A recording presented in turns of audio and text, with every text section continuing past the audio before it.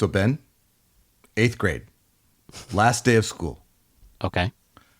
Playing softball because the teachers don't want to teach. All Sounds right. legit. And I'm playing third base.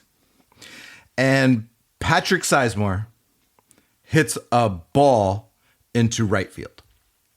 And he's a big guy, but he's not fast. So he lumbers around first. The right fielder's chasing the ball. There's no fence, right? So it's just the kid's got to go get it. And he gets the ball and he relays it in to the second baseman. Meanwhile, Patrick's rounding second, heading for third. So I get, I'm straddling the bag, waiting for the throw. The second baseman takes the ball and throws it towards me.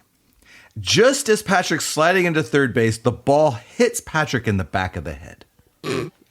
Now He's out. Patrick's he's not a smart guy. Well, okay? Especially after the softball hit him. Exactly. And so the ball goes caroming off, right? So I got to go chase it. Right. It's a live ball, Matthew. Patrick thinks that I hit him. So Patrick comes up pissed, right? I mean, he's just been hit in the head. There's no helmets on. Like we're playing softball. And, right. Yeah. Last day of school softball game. There's no helmets. So I have the ball at this point, but he's coming at me and I don't know what to do. I'm like, I'm 5'6.5", 95 pounds soaking wet. And Patrick's like 6'4", 180. I mean, he's a big guy. I don't think they make him that big at that age, but sure, go on. And so I do the only thing I can think of is he's coming at me and I throw the ball at him and I hit him in the chest. And did that do it? No. Oh. You would think that it would, right? But no. No, he keeps coming at me. And so all I could do at this point is, and I have, this has always been my thought. If you get into a fight, you just got to be scrappy because guys don't know how to handle that. They think you're going to fight fair and you just got to just start swinging. So I grab him by the legs. I tackle him just because I squeeze his legs. He falls to the ground and then I just start swinging and I'm hitting him. My question to you, Ben, is at this moment, if you're on the field with me, are you coming to my defense? Well, first of all, Matthew, I'm a lover, not a fighter. Okay. But that didn't really stop Willie Adamas. So I guess we could scratch that one off the list. But it also seems like you have things under control, man. Okay, that's not my question though. Are you getting suspended for me, bro? Well, okay. Also, really important question. Whose team am I on? Am I on Patrick's team or am I on your team? Oh, no, you're on my team. You're on my team. Okay. This isn't like a family, like blood is thicker than water. No, this is like you're the shortstop and you're the closest next to me and you got to come and help me take care of Patrick. Right. Are you coming or not? Can I count on you, bro? Well, probably not. But I will tell you this. If I come in there, I'm not doing cat biscuits like Willie Adamas. I'm not coming in there with little half slaps. I'm coming in there with haymakers because you're absolutely right. You never start a fight, Matthew. But if you're in one, you do everything you can to finish it. Absolutely. But all I'm hearing is that you're not coming to save me. So, Bob, are you coming? Not a chance, boys.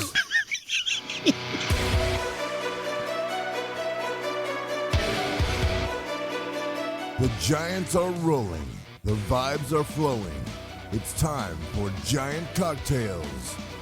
Here are your hosts, Ben and Matthew Henry.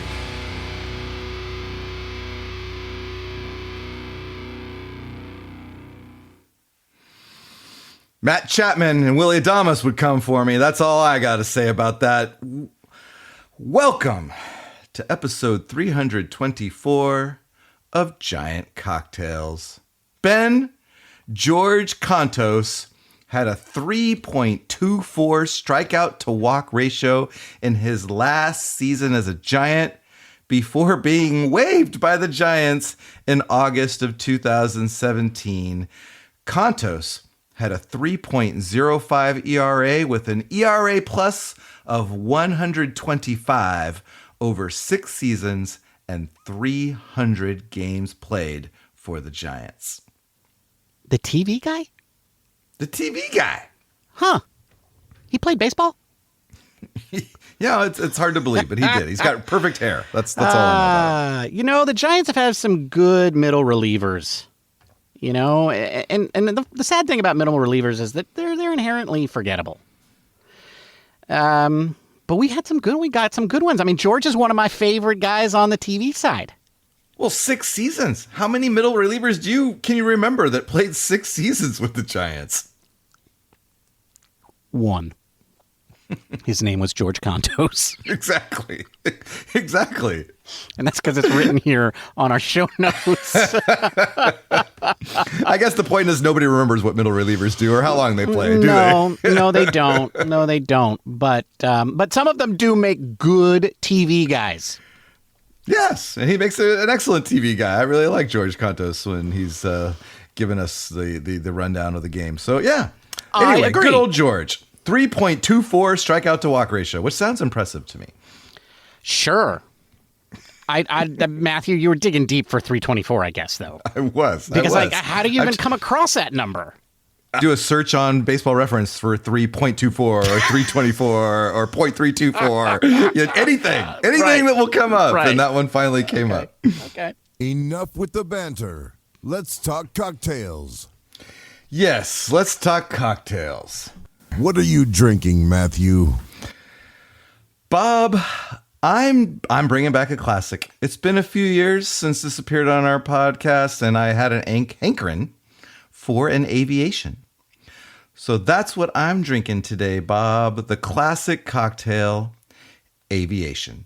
And I'll tell you all about it at the end of the episode.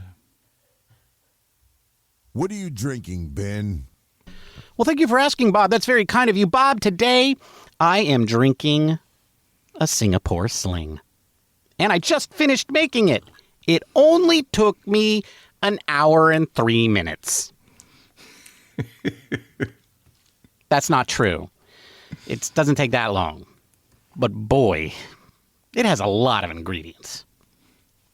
Anyway, A lot. I will tell you what's in a Singapore Sling at the end of the episode. And that's what I'm drinking, Bob. The Singapore Sling. Okay, well, today, Ben, is Wednesday, August 3rd. As we record this podcast, the Giants went 3-0. And that means they are 9-1 in their last 10 games to bring their overall record to 71-69. Nice. We're kind of starting to climb away from homeostasis. Matthew, do you remember when they were like 9 games? Or how many games under 500 was it? 7? A gazillion? Yeah. I can't remember. I feel like they were 7 games under homeostasis. But maybe it was 7 games under 500. Either way, that was not that long ago. Well, when you do go 9-1, you'll fix a lot of that. When you go 9-1, things change quickly. That's right. They do. Also, they would be 72-68 if they hadn't lost that game to the Orioles. Okay, that's true. That's true. There's probably a few games, and maybe at the end of the year we can go back and revisit those ones that made the difference. Right. But the Giants are now 4 games out of the final wild card spot. Yeah, but they are got the next team out. I was just going to say they got so many teams to pass. No, they don't. They just got one now. Wow. And the Mets, we could say it's the Mets, but really it's the Padres, who are 2-8 in their last 10 games and are now in danger of falling into that third wild card spot. I tell you, when it comes to the Padres, Bob, what are the Padres going to do? The Padres are gonna Padre. One can only hope. It sounds like they're padreing right now, Matthew. And honestly, last week when you made all those stupidly bad arguments about the Giants doing the 1 in every 50 years thing, Yeah. the best argument you made was that the fact that they're chasing the Cubs, the Padres, and the Mets. I really feel like one of these teams is just gonna keel over because that's what they do to their fans. I mean, This stuff is real. Okay? This stuff is real. Some teams just continually disappoint their fan bases. And I know Giants fans, you're thinking, oh, we've had it rough. No, we haven't. No, we haven't. The 80s, the 70s, not like 80s, Cubs, and 90s. Padres, and Mets. Yeah. Yeah. The 70s, 80s, and 90s were rough, but they're nothing like what these teams have suffered through. I mean, Cubs have curses named after their losses. I mean, it's, the Padres have never won. The Mets are the Mets. So yeah, say no more. say no more. But yeah, I mean, yes. So like, what do we have to talk about this now? No, well, we're going to talk about some things. What are we going to talk about? Well, we're going to talk about the Rockies series because some things happened, including a little brouhaha, some fisticuffs. Oh, fisticuffs. Fisticuffs, or maybe kitty slaps. I don't know. Something happened, and we're going to talk about that. And then, Ben, because we are only 4 games out of a final wild card, I think we need to talk about this last month. And maybe, is it playoffs, baby? I don't know. We're going to find out. We're going to talk about it. I think we're going to have to do the thing where, like, do we have to start talking about the playoffs again? They're only 4 games out. We got, 21 games to play? All right, you hold on to that because we're going to talk about it. Yeah, okay, think about it. We got to talk about thoughts. it. Yeah, I guess we gotta. But first, some tidbits, Ben. Tidbits. Kyle Freeland doesn't want people to stare at him like he's some kind of spectacle, Ben. Well, I mean, I think he felt like he was being disrespected. I agree. Is this really the time to talk about this? Is this No, a let's talk about this. Okay. In the Okay. Yeah. Move that one down. I just put that in the tidbit section so I wouldn't, because I had this thought. Okay. All right. So, Ben, only 2 relievers who started the season on the active roster are on the active roster now. What? Isn't that crazy? We had the best bullpen in baseball. This was the best part of our team. It was. And it's just been destroyed. Mostly by Buster Posey, I might add. Yeah, this is true. But yeah, Ryan Walker and Spencer Bivens are the only 2. Wow. They are the ones. Well, Buster, I really want to thank you for bringing up JT Busbaker or Studebaker or Brudabaker or something, yeah. Brutal Baker. Yeah. Let's get Walker into the game, Acre. Whatever his name is. Thanks, Buster. That also reminds me. The other September call-up, Matthew. Because I had to call up one pitcher and one position player. Yeah, and apparently Grant McCrae was the guy. Grant McCrae keeps being the guy. They trade all their guys away. They get all these young guys. They bring up Grant McCrae. Meanwhile, Marco Luciano has been, I don't know if on fire is the right word, but he's been playing well lately. And yet, no Marco Luciano. No, but stop it with the Marco Luciano, Matthew. Free the Eldritch Knight! All right, but I do want to talk about this next thing. So let's move on to the next. Okay. Yeah, because this was brilliant. So not Giant related, but baseball related. So this today, I don't remember, but Framber Valdez of the Astros. Okay, he's pitching. The bases are loaded. Pitching clock is winding down to 2 seconds. The catcher waves to him to step off the rubber to reset. But he doesn't, and he throws a pitch that gets launched into the stands for a grand slam home run. Right? And then the very next pitch, the catcher calls for a curveball, and Framber Valdez throws a 95-mile-per-hour fastball right at the catcher, and it hits him right in the chest protector. Yup. What are your thoughts on this? Well, first of all, Volpe should be swinging at that. That's my first thought. But my second thought was this was not an accident. Because Volpe, the look on Volpe's face, who was the batter, was very much like, what is going on here? Like, he clearly picked up on it. And the look on the catcher's face was very much the look of somebody who is like... It was like the look on my face when that CEO snatched the hat away from the kid at the tennis tournament. Yeah, it was one of disgust. It was one of disgust and disbelief. And Framber Valdez, normally if you cross up if you mix up the signs and you throw the wrong pitch and the catcher gets in this case gets hit with the ball, you're going to apologize, right? You're going to be like, "Oh, sorry, my bad." Yeah, my bad, yeah. You're right? going to put your hands up and you say, "Oh, sorry," or like, "Oh, what happened?" You're going to be concerned. He was anything but. Anything but. He turned around as soon as he let the ball go. Like, he didn't even look at the catcher. He just turned around towards second base. He turned around like a batter who just launched a home run and is immediately going into their run because, it was like one of those. He was like, "Yeah, I did what I meant to." He did. Mm-hmm. Yeah. And this is a guy that's probably going to get paid after this year. Do you think this hurt his value at all? He's a free agent of the year. I don't. Projections were that he's going to sign a $200 to $300 million contract. Do you think this might have hurt him in the free market? Do you think somebody like Buster Posey wants somebody like that on his team? Oh, absolutely not. So, yeah, it hurt his value.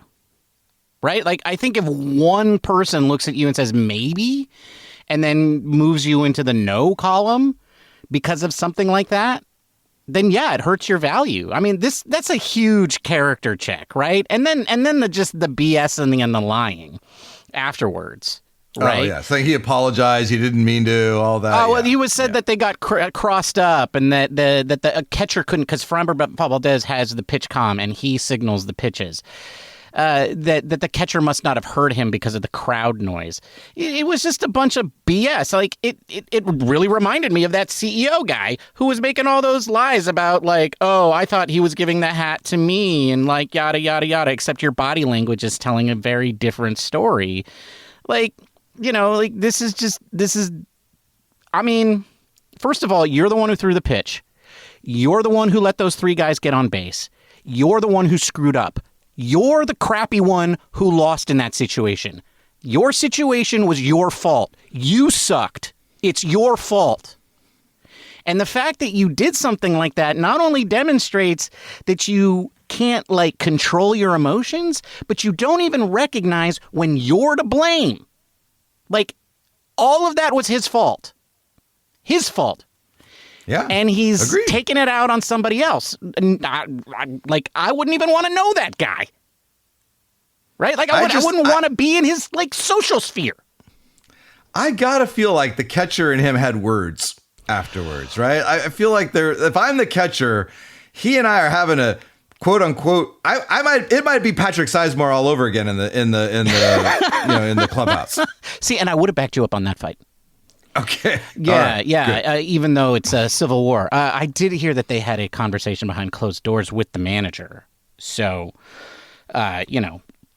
Okay. Yeah. Well, it got addressed. Okay. I just thought that was an interesting tidbit. I wanted to hear your take on it because I'm just thankful that the Giants don't have that going on. Andrew Kisner would never. Never. My boy would never. Although, I guess he was the victim. Okay, if anybody did that to my boy, they'd have to. I'd get ejected. I would be banned from Oracle Park. Okay. All right, because you would do that for Andrew Kisner, but not for me. I get it. Yeah. I get it. Well, okay. you're not my favorite Giants player. No, you're not. No, I'm not. All right. Well, I think we need to move on to the Rockies series. Game 1. Ben, in our last episode, we were pretty disparaging of Kai Wei Tang. Yeah. And I'm just wondering, do we owe Kai Wei Tang an apology? It was the Colorado Rockies, Matthew. In Colorado, though. Ask Robbie Ray how that could work out. Robbie Ray got jobbed by an umpire. So, which we'll talk about. Yes, you were right. But 5 2/3, 9 hits, but no walks and 8 strikeouts. I mean, I think that was key. He attacked the strike zone. You know, he was like, there's one thing I'm not going to do today, and he executed on it. And that's great. I think for a guy who should be, 7th or 8th on your depth chart, preferably 9th or 10th, he's fine. Yes, I like him in that spot. I don't like that. Well, and those 9 hits in his defense, outfielders have to play pretty deep in Colorado. And so there were a couple of hits that were like probably would have got caught in a normal, baseball stadium and not he's on still the moon. Kai Wei Tang, Matthew. Don't come at no. And there's still the Colorado Rockies. Okay. Like, Well, I don't want to hear it. I think you got to give him at least his props because he pitched a good game. He pitched a good game. But, I'm not saying he's not a major league pitcher because he clearly is. He's like a guy who's he's like your 40th guy, 41st guy, right? I mean, he's like your 7th starter. Yeah, he's one of the best in the world at what he does. No doubt. But unfortunately, he's in a business where you have to be one of the top 30 in the world to be considered good. And so he's not there. And so, no, I'm not sure the Rockies could beat the Savannah Bananas, so I'm not going to give him this one. I do got to say that at least he threw strikes. Yes. And, you can't give the team freebies and expect to win. And he went in there. And I think that's a good learning experience for some of our young pitchers. Trust your stuff, throw strikes. I totally agree, but we do not owe him an apology. Okay. The offense, though, continued to do its thing. We had 3 home runs in this game. Devers, Gilbert, and Adames all homered.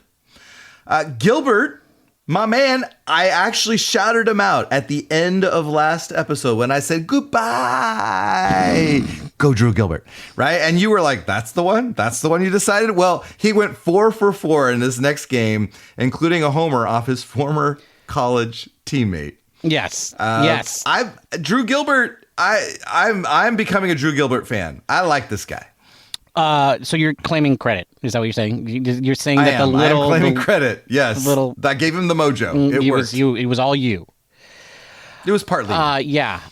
No, I mean, he's been on a tear and he continues to be on a tear. I mean, and I don't think there's anything about this guy that people don't like. They talked about it on the postgame show with Willie on the whatever day that was, Monday. Yeah, Willie was even like his energy is even more than his, which is saying a lot. Yeah. Did you see after he hit that home run on Monday? When he got to the end of the dugout? Oh, in the dugout when he went through the gauntlet, and then Chapman met him at the end and just stuck his hand on his throat while he was doing this crazy, yell, and the face to go along with that. I wasn't sure, did he come down all the way to the end and Matt Chapman was like, oh my god, this guy's gonna eat my face, and he had to put his hand up there to stop him? Or was it was this a I don't know. I think it's an inside joke thing. I think they must have something. Well, so today when he hit his homer, they had it all worked out so that he got to the end of the dugout and he was all... And it was just him and the camera. It was just him and the camera, and he looked at the camera and then he was like, and then he just put up 8 fingers. I don't know, octopus sign or something. I don't know. But I do know that Matt Chapman had a wry smile on his face, and then Elliot Ramos did the whole face to him immediately following that, so... There were some good dugout scenes in this series, man. There were some good dugout moments. Willie Adames cutting Jung Hoo Lee's translator, Brian, cutting his hair because he said it was too gray. Oh, I didn't see that one. Yeah. Laura said that you might want to choose a different tool for gray hair than scissors that are clearly designed for cutting cloth and leather. Athletic tape? Yeah, and athletic tape, yeah. All right. Yeah. Okay, well, enough about game 1. We won, which was great. But game 2, Ben, 2 batters in. Yes. 2 batters in, and our boy Rafael Devers hits a towering fly ball to right field. And keep in mind, Rafael has not bid at Coors Field very many times. He's new there. This is and he's hit a home run there on Monday, but it was a laser beam. This was a moonshot. And so it was a moonshot. I feel like Devers wasn't quite sure that it was fair, like, or even gone. Like, I feel like he was watching it to see where it was going. I don't think he knew it was out. Dude, like, how do you do this? Like, you just like always like what? No. You think he knew right off the bat? You think he was pimping? Oh, he was absolutely pimping. He knew it was gone before he swung the bat, Matthew. And then he leaned so far back watching it, he kind of stumbled. He stumbled backwards. Yes, he did. But he still watched it while he stumbled. And then he starts running and trotting. The bat flip was a little subdued. It wasn't like a wild bat flip. No, it wasn't a wild bat flip. It was a long watch, though. He was absolutely pimping. We're not going to. He absolutely was admiring that home run. There's no doubt in my mind. Which he is perfectly allowed to do. I am not one of those purists. I love that stuff. The more bat flips, the better. I think it's probably one of the hardest things to do in sports is hit a home run off a major league pitcher. Yeah. You should be able to like admire your shot when you do it. And you don't get to do it at Coors Field all the time, you know? And so like but whatever. Whatever. It happens. Get over it, Kyle. But Kyle couldn't let it go. Well, Kyle immediately starts barking at him to like run. Well, and it wasn't then immediate. It was Devers starts like jawing back, and before you know it, Chapman is there, is pushing. Yeah, Freeland. that was kind of the shocking part for me. And then Adames comes right after him, swinging at him like a cat fight. I wouldn't. And, it would look more like and a then cat runs making, by him. It looked more like a cat making biscuits to me than a cat fight. I was giving a little more credit. I felt like it was a cat swiping. Like at You're just being cat. so nice this episode, man. Like, nah, we got to apologize to KYT. I got to protect you from Patrick. Devers wasn't admiring that home run. He tripped. Framber Valdez, it was just a simple mistake. Matthew, those were kitten nudges. I don't even know why he was ejected from the game. All right. I will give you all that, but for the record, Framber Valdez definitely threw at his catch. Okay. I don't want you to think that I was trying to be nice. No, I didn't. It was hyperbole, Matthew. Okay. Good, but right. I will say, I mean, like, what it reminded me of Adames was, like, honestly, like, if you ask me, Matthew, who on the Giants would be the most likely to get into a fight? I don't know who I would say, first of all, because I just don't think of the Giants that way. Like, you know who it would be. Honestly, I would think it's Drew Gilbert. Drew Gilbert, because exactly. He's a maniac. Because he's just that crazy guy. It's not because right? he's like, just because you just don't know what he's going to do. He's so pumped up to be a good teammate. Yeah, but I also feel like he's just like he's all positivity. You know, it's like that's all coming from a good place. So I don't know that he would be one to get into a fight, but he would definitely run out there. But even my wife recognized, she's like, I'm kind of surprised he wasn't like being more crazy during that. And I was like, well, he's a rookie, you know. Folks, I don't want to interrupt, but like if you have the game recorded, go back to the cutaway right before the end of the inning, right before they go to break. And they have this really great shot that you haven't seen before from center field. And it's in slow-mo. And you have like, and Wilmer's in the middle of it. And everybody's kind of swinging and pushing. And like, it's pretty cool. Like you get a sense that every Giant is in there to win it, man. Like they are pissed. Oh, man. And it's a really cool scene. It was a brotherhood for sure. And I think that's the only reason why Willy Adames got in there was because it's like, oh, man, Chapman's in it. Like, if Chapman's starting a fight, like, everybody else has got to be there, right? Like, 'cause I just would not pick Chapman to be a guy to start a fight. Right. However, I would pick Chapman to be the kind of guy to, like, he knows the unwritten rules of baseball. Like, he knows what you do and what you don't do. Like if I were in the dugout and they were like, Ben, act like a baseball player, I'd spend all of my time looking out of the corner of my over at Matt Chapman, and I would be mimicking every move he made. Totally. So when he shoves Kyle Freeland, it's going down. It's going down. Because that is literally their best player over there. And he's not had a good season. But I mean, But he's still the captain. He's still their best. Yeah, he's the guy. And what it did tell me, though, was, and then I saw that he was John with Logan Webb, and then Logan Webb had quite a quote after the game. I guess Kyle Freeland is kind of an ass. That's the sense I got. Logan's Webb quote was, "Surprised it hasn't happened before with that guy. He just kind of runs his mouth." And I love it when major league players talk about other, because they could be teammates next year. They could. So it's kind of funny when that stuff gets kind of brought out in the public. No, Buster. No. No, exactly. But yeah, so that was kind of my feeling with all of that, was just, but on the other hand,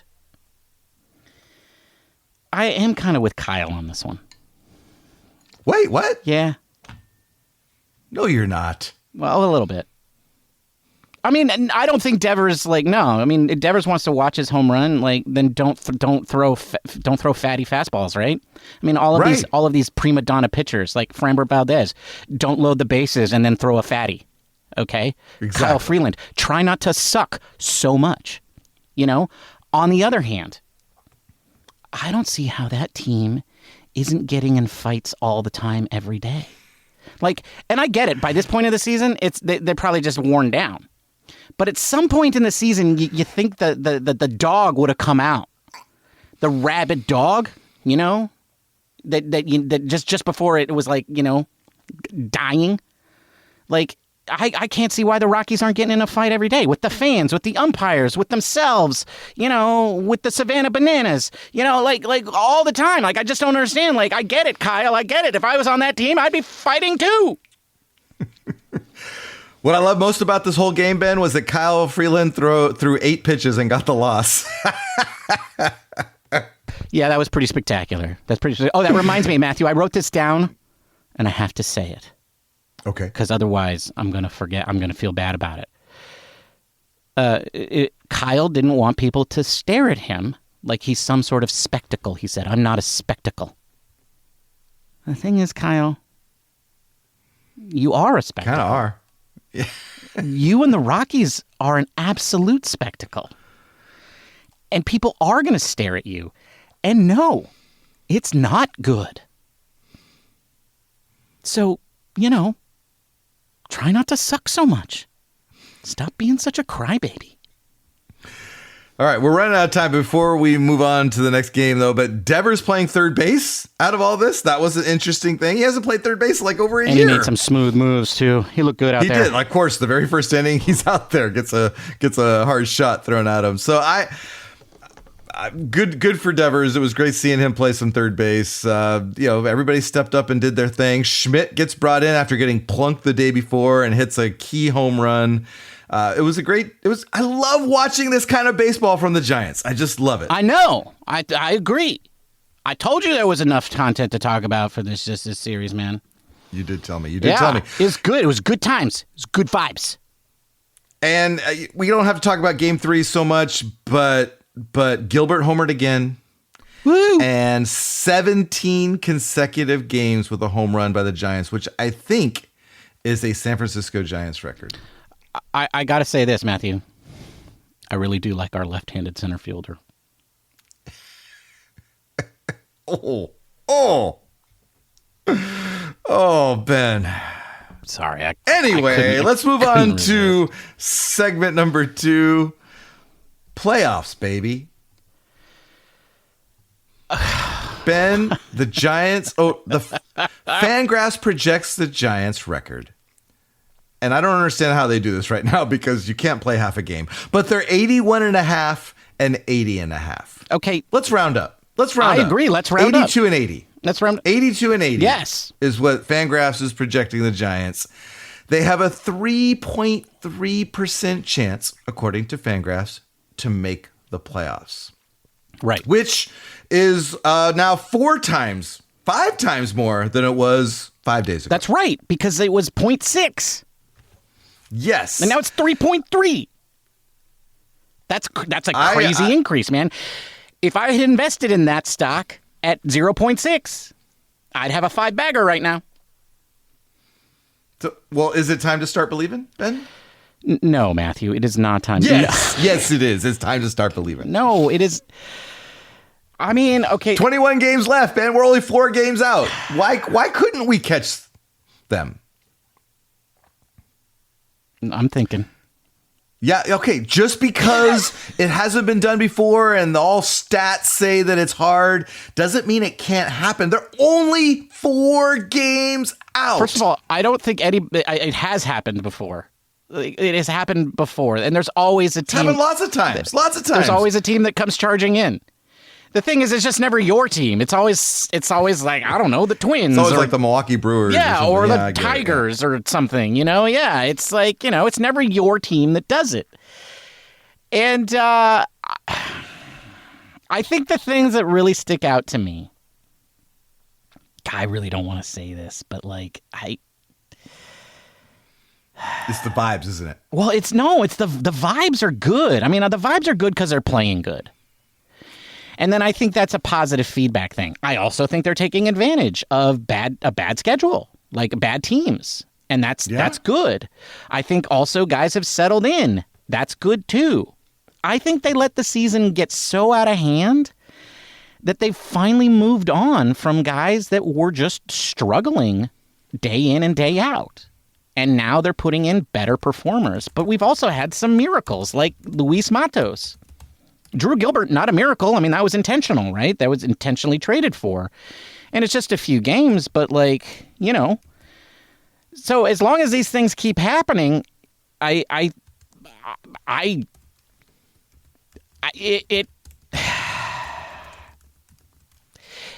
it's possible that it might happen, maybe, if things go really well. But the one thing I can't let go of, Matthew, is it's the Padres and the Mets and the Cubs. Like, that's the thing I just can't let go of. And I'm a numbers guy. I believe in reality. But, there's this person that I play Dungeons and Dragons with, and they're just a bad roller, right? They just roll bad. And everybody says, oh, well, it got to even out eventually. And I'm like, I also know that, no, that's not the way probability works. Every roll resets. Like, you have the same chance that you did no matter what you did before. And just some people, and statistically speaking, some people will be bad rollers their whole lives. They just will be. Not just because of chance. And that's the Mets and the Cubs and the Padres. One of them's going to lay an egg. So I don't know, Matthew. I'm very conflicted. Lead with your heart, Ben. Lead with your heart. Come on. I know it's hard. I know it's hard for you to do. They're barely going to miss. It's going to be one game. One game? That's even worse. But charging in. It's not like they're going to blow it. It's just going to be like, we ran out of runway. That game against the Orioles. Exactly. That's what it's going to be. That one game where they all just took a nap. But I tell you what, though. If they call up the Eldritch Knight, he won't be able to play in the playoffs. But if they call him up, he'll make it happen. Okay. Well, I think it's time to start believing. There's enough left in the season for things to change. I think what has to happen, well, the Giants have to keep continuing to play well, right? I mean, 9-1 in their last 10 games, that's really great. They probably need to do that again. Probably. Or they need the Mets or the Padres to go 1-9. Well, that's the other flip, right? The Giants went 5-5 and the Mets went 1-9. Then all of a sudden, with 11 games to go, you're right there. Yeah, but also, let's not get too excited. They're a game ahead of the Reds. They're a game and a half of the D-bags. And the Cardinals don't matter quite so much because the Giants play them a bunch. So if the Giants win, the Cardinals are out. So let's just not count. But the Reds and the D-bags are hanging around. So the Giants can't play 500, right? And rely on the bad luck of the Cubs, Padres, and Mets fandoms. Because one of those other teams could then swoop in, right? Yes. They've also got 7 games against the Dodgers. So they need to play above 500. The Dodgers for sure. suck, dude. I'm not worried about the Dodgers. I'm not scared of the Dodgers. I'm not scared of the Dodgers. That's the only... You know what? Right. They're going to win those 7 games. I'm not worried about those 7 games. F the Dodgers. Now I'm believing, Matthew. Yeah, they're going to sweep the Dodgers, and they're going to the playoffs. That's right. And then they'll lose to the Dodgers in the playoffs. No! I mean, maybe. Dodgers suck. They do, Bob. They do. But also the Padres, Bob. They're going to Padre. They are. They always do. They always do. I don't know, man. Look, 3 games. If they were 3 games out right now, today, I'd be like, yes, they're in it. Okay, so 4 games, 1 game is the difference. I mean, the 3, man, the 3's a sweep. The 3 is a series sweep. You know, the 3 is like just one good weekend. Like 4 just feels like, you need help. Yeah, 4 is 2 good weekends. I guess we'll have to see. Yeah, then the good news is there's 3 weeks left, man.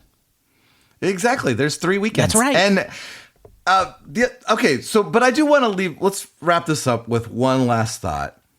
At the beginning of the season, our expectations, mine were better than yours, obviously. Yes. Because that's just how we roll.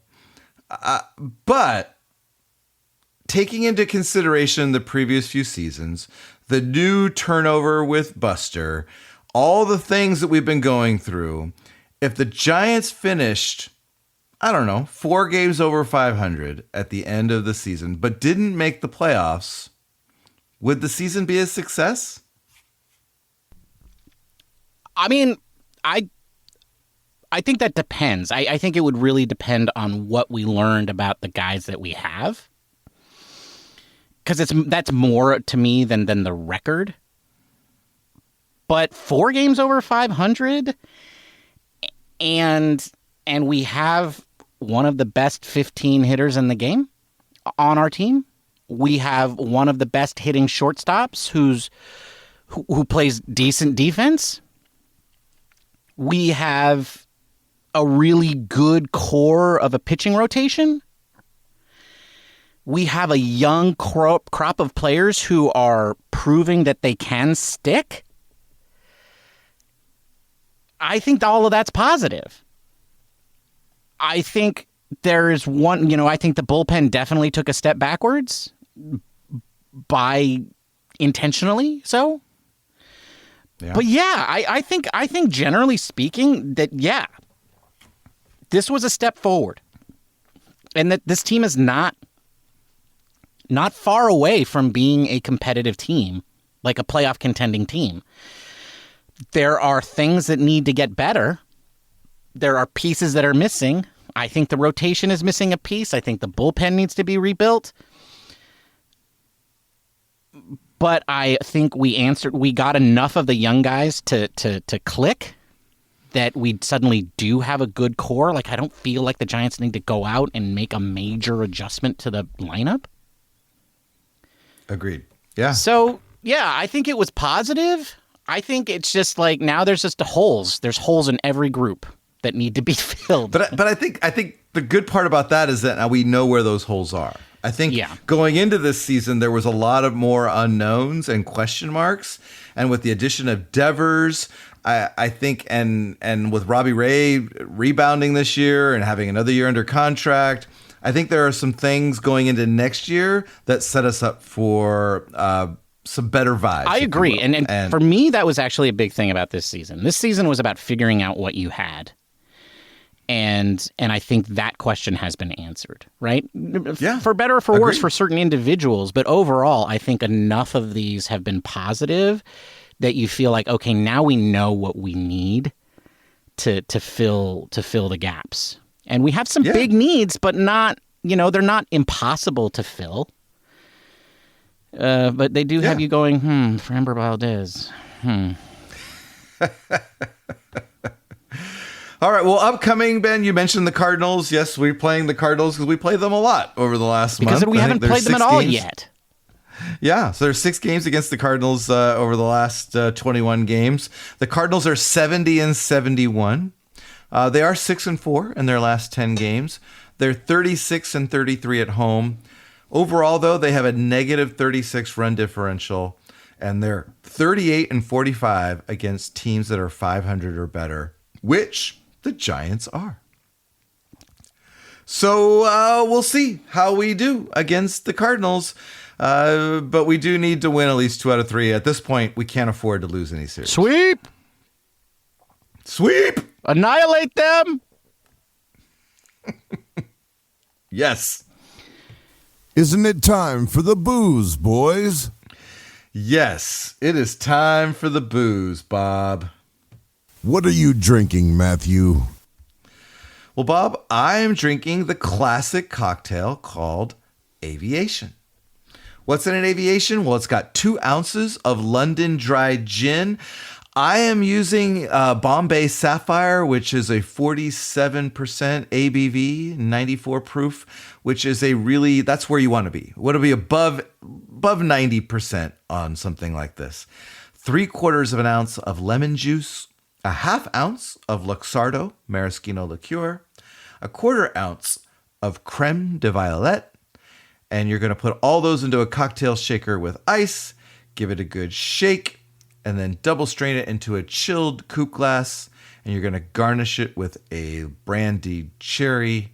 It's a beautiful, like lavender blue sky kind of cocktail, and it's really nice. I really like it. So that's what I'm drinking today, Bob, the Aviation. That's a tasty cocktail. Yes, it is very tasty, and it's a classic for a reason. What are you drinking, Ben? Well, thank you for asking, Bob. That's very kind of you. Bob, today I'm drinking a cocktail called the Singapore Sling. What's in the Singapore Sling? What's not in it? Yeah, that would be a shorter list. Well, Bob, it has 3/4 of an ounce of gin. I use London Dry, but I think with all of the other ingredients, use what you like. 1/4 of an ounce of Benedictine. 1/4 of an ounce of Grand Marnier. I used curacao because I don't have any Grand Marnier. But you do you. Grand Marnier is going to be sweeter. Grand Marnier is going to be sweeter. 1/4 of an ounce of Cherry Heering Liqueur. 1 ounce of pineapple juice. 1/2 an ounce of lime juice. 1 dash of Angostura bitters. And club soda for topping. To make it, you put all of the ingredients except the club soda into a shaker with ice.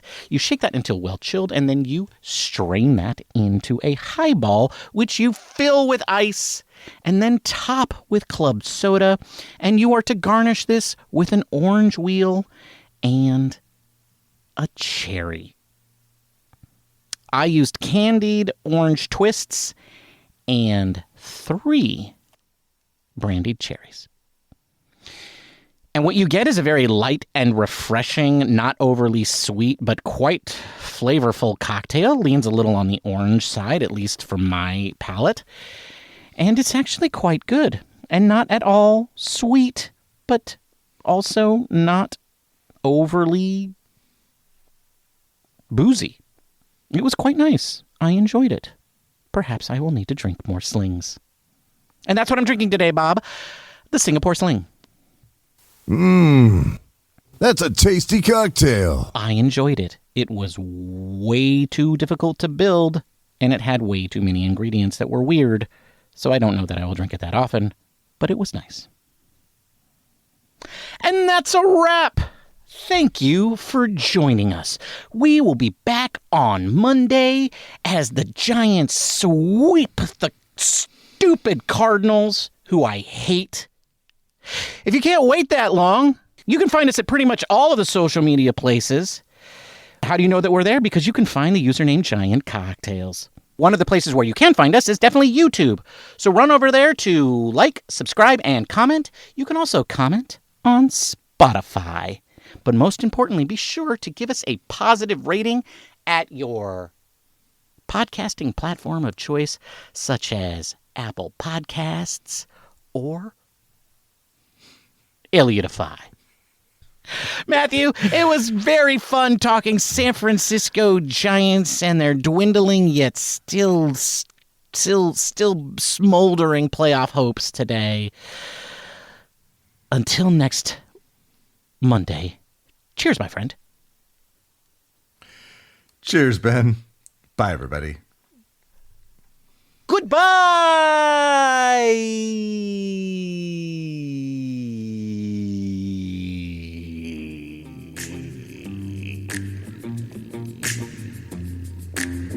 Casey Schmidt. Thank you for listening to the Giant Cocktails Podcast. Until next time, bottoms up.